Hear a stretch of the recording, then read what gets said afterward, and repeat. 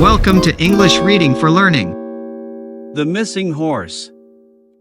A moral story: humor can sometimes help you avoid difficult situations. Henry visited a nearby town to see a fair. It was a hot summer day, and on his way, Henry felt tired. He decided to tie his horse to the branch of a tree and sleep. When Henry woke up, he couldn't see his horse. He began to look around, but there was no sign of the horse. He ran to the nearby town but still could not spot his horse, so he decided to go to the town hall and put up a poster. The poster read, "Whoever stole my horse, please return it immediately.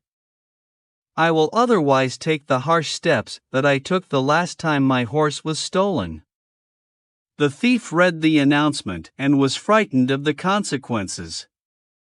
He immediately ran to Henry and returned the horse. He asked, "What did you do the last time?" Henry smiled and replied, "I bought a new horse." Thanks for watching and listening. Please click like and subscribe for new and latest uploads.